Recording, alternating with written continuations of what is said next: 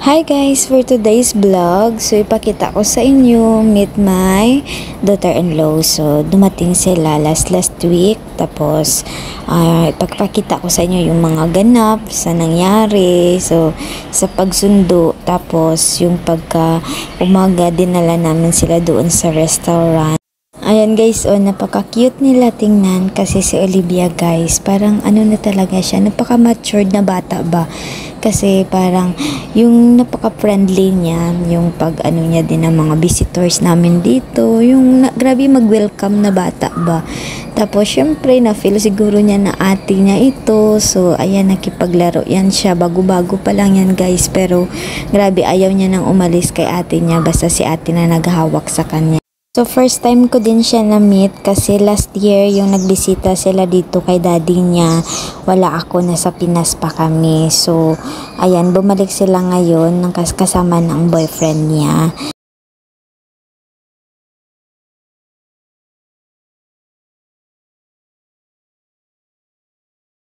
Ayan guys, ang two Bernotas sisters. Ayan, mag-sisters yan sila. So, syempre, magkaiba lang yung mukha nila kasi si ate niya, pure na Lithuania.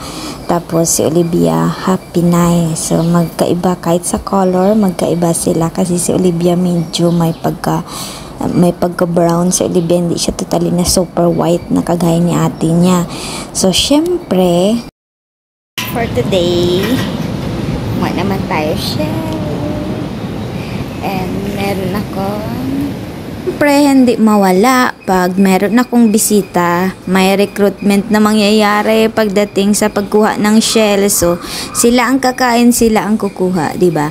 Tapos guys, nagtawanan kami, sabi ko pag nakahiga yung phone, hindi talaga kayo kasya sa camera. So ayan, nagtawanan sila kasi nga super tangkad nila guys, 6-footer siguro, as in mas matangkad pa yan yung babae kay daddy niya. So ayan, sila yung nagakuha guys, tapos tigdidiyo lang ako, di ba?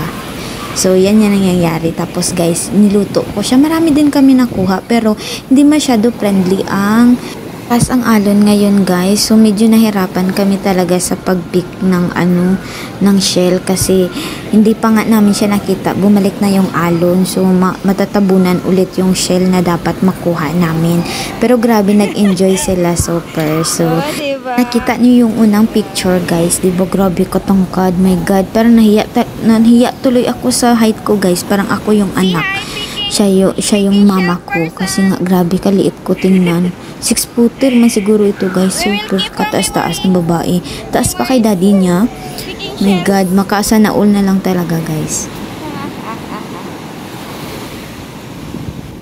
Tapos grabe yan nila ka-happy guys kasi nga first time nila na makatikim ng mga Filipino food. So dami nila gina-request sa akin. May ginaano sila, may gina-search like torta na talong, tapos yung mango tapioca, yan, nag-order din yan sila sa akin. Tapos lahat na ata ng ng mga Filipino food, ginalutuan ko sila everyday.